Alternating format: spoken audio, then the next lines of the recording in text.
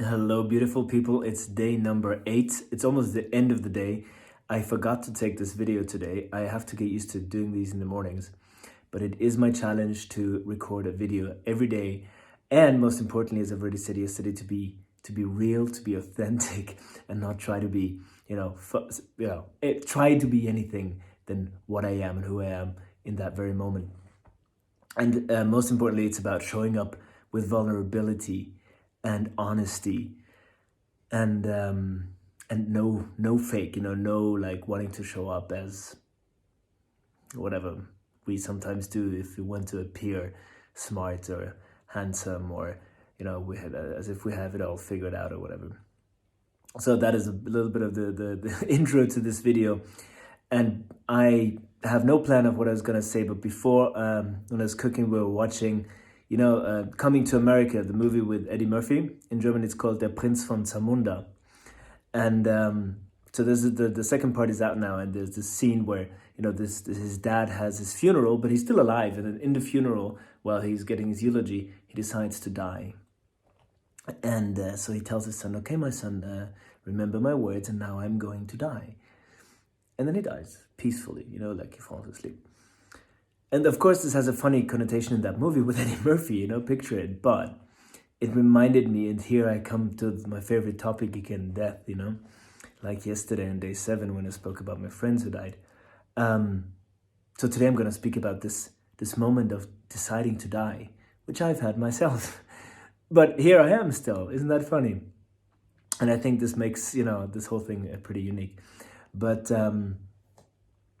so this is also, by the way, pretty unique. This is in my house in Switzerland, an old chimney. So coming to this topic, I remember very well, people always ask me, what was this accident of yours like? Because I share openly about my near-death experience and everything. What was that like? Can you tell me about that? And it's a long story, because there's different elements to it, the shock, the fear, the fighting against it, the drama, the trying to find an ambulance, and the blood, and the all that stuff. But this one very specific moment, I was in this ambulance car. It took them like an hour, because it was in south of France, to get me to that specific clinic that, they needed to get me for specific surgery. Anyway, I'm not getting into the details. I was, my body was almost empty of blood. That's why they didn't know whether or not I was going to survive this drive to the hospital. And it was a fight, it was a struggle, even though, it was, my body was empty, it was this constant fight. There was people there telling me to breathe. One of my sisters was sitting next to me, constantly shouting at me to breathe and to stay awake, and kind of talking to me, because after she told me that she was told that she must not let me fall asleep. And she must keep me awake, because if I fall asleep, that's it. So, and I remember this whole thing being incredibly exhausting. She told me recently, for the first time ever actually, that I kept on telling her, let me go, let me go, let me go. Can't remember saying that to her, but I remember the feeling. The feeling inside was, ooh, this is intense, like this is exhausting, this fighting. I just want to go, I just want to fall asleep. I just want to but they don't let you, right? But there came a moment inside, I remember, my breathing got very shallow, and I remember my breathing stopped. And I remember this very vivid decision, like this, the father in the movie that I quoted at the beginning. Now I'm going to go.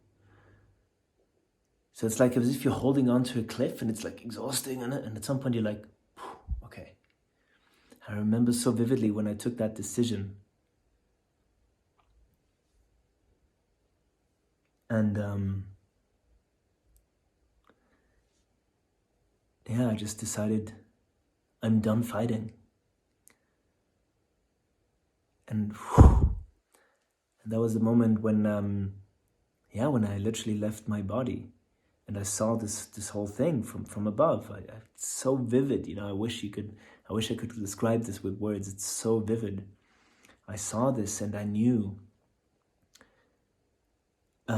this is going to be tough for the ones who stay behind, but one day they will know. And this is when I went into the light, in this unbelievable, indescribable feeling of home and of peace and of love. A light without shadow. And actually there, my grandfather, who passed away many years before, was there to pick me up. It was amazing. I'm reaching the 5 minutes already, so I'm gonna keep it at that. But this decision of, hey, now I'm leaving. And in this movie, he portrays this kind of calm ease, you know, this happiness with it. That's what I had. And none of you will see this. Probably some people think, oh, I'm crazy, or you're making this up, whatever. I can live with that, because I know that there will come a point for every one of you, where you will experience that. We're also scared of it. But if there's one thing that I'm not scared anymore in life, it's that. So yeah, that's quite a deep message for today.